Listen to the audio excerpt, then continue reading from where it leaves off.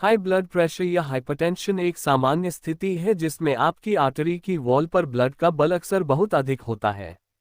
Artery blood vessel है जो आपके टिश्यू को ऑक्सीजन और न्यूट्रिएंट्स प्रदान करने के लिए आपके हार्ट से ब्लड ले जाती हैं। आपके हार्ट में दो कक्ष जिन्हें वेंट्रिकल कहते हैं, प्रत्येक हार्टबीट के साथ सिकुड़कर ब्लड को आपके लंग्स तक और आर्टरी के माध्यम से आपके शरीर तक पहुंचाते हैं। जैसे ब्लड उनमें बहता है। 3 फैक्टर्स आपकी आर्टरीज की वॉल पर दबाव को प्रभावित करते हैं। पहला है कार्डियक आउटपुट या आपके वेंट्रिकल द्वारा हर मिनट आपके हार्ट से बाहर धकेले जाने वाले ब्लड की मात्रा। कार्डियक आउटपुट बढ़ने पर आपका ब्लड प्रेशर बढ़ जाता है।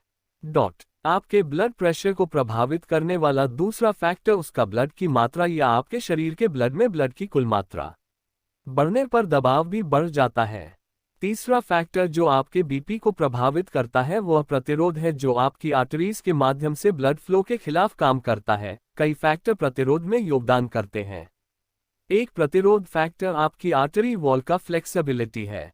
हेल्दी वॉल पर ब्लड प्रेशर को कम करने में मदद करने के लिए प्रत्येक हार्टबीट के साथ आर्टरी का विस्तार होता है। आपका शरीर आपके ब्लड प्रेशर को कम करने के लिए आपकी आर्टरी के डायमीटर को बढ़ाने या आपके ब्लड प्रेशर को बढ़ाने के लिए डायमीटर को कम करने में सक्षम है। तीसरा प्रतिरोध फैक्टर ब्लड विस्कोसिटी या मोटाई है। आपके ब्लड में प्रोटीन और फैट जैसे इंक्रीज विस्कोसिटी बढ़ाते हैं। यदि आपका ब्लड गाढ़ा है तो आपका ब्लड प्रेशर बढ़ जाता है क्योंकि आपका हार्ट इसे आपकी आर्टरी के माध्यम से धकेलने के लिए अधिक मेहनत करता है। आपका ब्लड प्रेशर स्फिग्मोमेनोमीटर नामक उपकरण से मापा जा सकता है, या ब्लड प्रेशर कफ। जब आपका दिल धड़कता है तो आपकी आर्टरी की वॉल पर ब्लड का दबाव सिस्टोलिक दबाव कहलाता है। जब आपका दिल धड़कनों के बीच आराम करता है तो आर्टरी की वॉल पर दबाव को डायस्टोलिक दबाव कहा जाता है। जबकि आपका ब्लड प्रेशर दिन भर में बदल सकता है। यह आमतौर पर सिस्टोलिक दबाव के लिए पारा के 120 मिलीमीटर से कम और डायस्टोलिक दबाव के लिए पारा के 80 मिलीमीटर से कम होना चाहिए। यदि आपका सिस्टोलिक दबाव बार बार 140 से ऊपर रहता है या आपका डायस्टोलिक दबाव अक्सर 90 से ऊपर रहता है तो आपको हाई ब्लड प्रेशर है। समय के साथ हाई ब्लड प्रेशर आपकी आर्टरी की वॉल को नुकसान पहुंचाएगा। आपकी आर्टरी की वॉल कमजोर हो सकती है और एक विस्तार बन जाता है जिसे एन्यूरिज्म कहा जाता है, या वॉल फट सकती है और आसपास खून बह सकता है।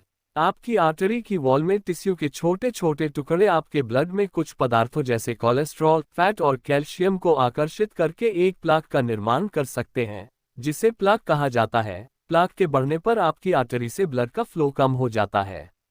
ब्लड सेल प्लाक से चिपक सकती हैं और ठोस गुच्छे बना सकती हैं जिन्हें क्लॉट्स कहा जाता है। आपके ब्लड फ्लो को और कम करना या पूरी तरह से अवरुद्ध करना। आपकी आर्टरी को नुकसान पहुंचाना। आपके हार्टबीट को और अधिक बलपूर्वक करके आपके ब्लड प्रेशर को और भी अधिक बढ़ा देता है। आर्टरी डैमेज और कम ब्लड फ्लो जैसी स्थितियों को जन्म देता है। स्ट्रोक, हार्ट अटैक या किडनी की बीमारी। अधिकांश मामलों में ब्लड प्रेशर या हाइपरटेंशन का कारण अननोन होता है। इस प्रकार के ब्लड प्रेशर को प्राइमरी या एसेंशियल ब्लड प्रेशर कहा जाता है। एसेंशियल ब्लड प्रेशर के उपचार में जीवन शैली में बदलाव शामिल हैं, जैसे कि स्वस्थ आहार खाना। यदि आप नमक में सोडियम के प्रति संवेदनशील हैं तो आपका डॉक्टर आपको नमक और अत्यधिक प्रोसेस्ड फूड पदार्थों का सेवन सीमित करने की सलाह दे सकता है। सोडियम आपके शरीर में पानी बनाए रखने का कारण बन सकता है, जिससे आपके ब्लड की मात्रा और ब्लड प्रेशर दोनों बढ़ जाते हैं।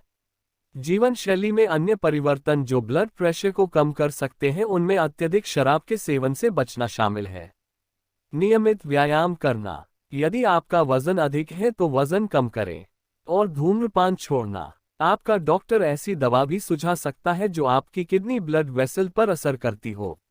यह हार्ट आपके ब्लड प्रेशर को कम करने में मदद करता है। डायूरेटिक्स, जिसे आमतौर पर वाटर पिल्स कहा जाता है, आपके किडनी आपके ब्लड से अधिक नमक और पानी को आपके यूरिन में ले जाते हैं, जिससे आपके ब्लड की मात्रा और दबाव कम हो जाता है। बीटा ब्लॉकर्स आपके हार्ट बीट की दर और आपके दिल के संकुचन की ताकत दोनों को कम करके आपके दिल पर काम के बोझ को कम करते हैं। कई प्रकार की दवाएं आपकी ब्लड वेसल को आराम देकर आपके ब्लड प्रेशर को कम करने के लिए प्रत्यक्ष या अप्रत्यक्ष रूप से कार्य करती हैं, जिससे उनका डायमीटर बढ़ जाता है। इन दवाओं में शामिल है S inhibitors, angiotensin 2 receptor blockers, calcium channel blockers और डायरेक्ट एक्टिंग वैसोडाइलेटर्स।